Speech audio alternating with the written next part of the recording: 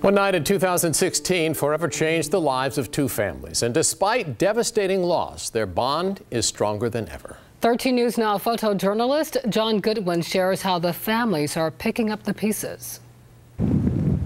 This is a tough piece to build, mainly because it's tied deeply to our family. At his Chesapeake home, Zach Montoya knows Getting there. he has to get it right. Test, cut, test, that kind of thing. Here, his backyard woodshop screams into crisp morning air.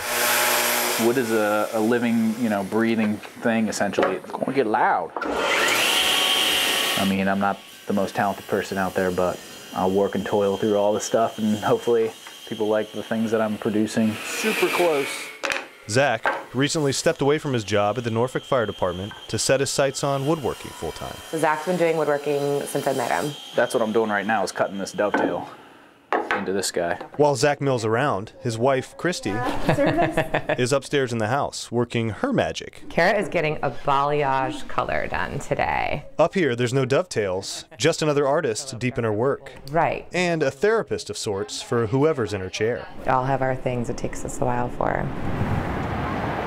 It seems really strange to say that it's 2 years later because it still feels pretty darn fresh. It's 6:30 on a Thursday night, but this time Christy pulls up the chair as a survivor. It's just a great place to go and share your story. All I can say is I try to take it one day at a time. This is a monthly trauma support group meeting at Centera. Christy is on her own journey of healing after a weekend in March of 2016 forever changed her family's outlook. I am coming up on 2 years of being a burn survivor. I was involved in a house fire, as were my kids.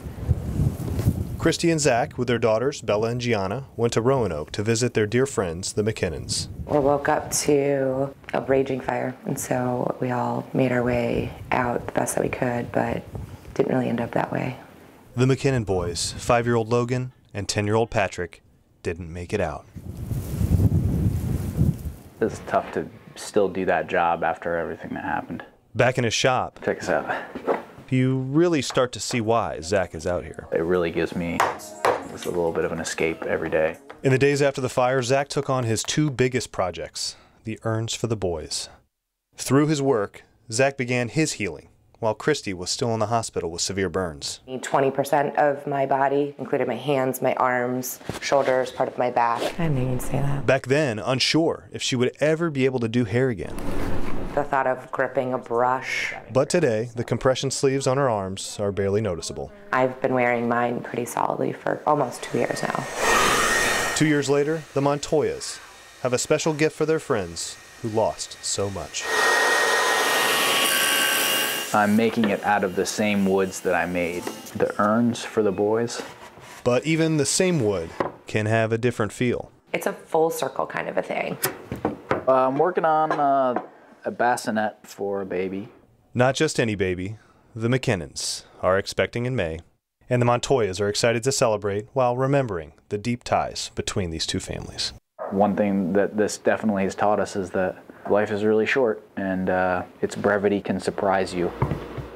We really just try to love, we try to give, we just try to acknowledge grief when it comes, know that it's okay. That grief still comes, but in these moments, Zach and Christy can rest, knowing that they helped just one more piece fit. In Chesapeake, John Goodwin, 13 News Now.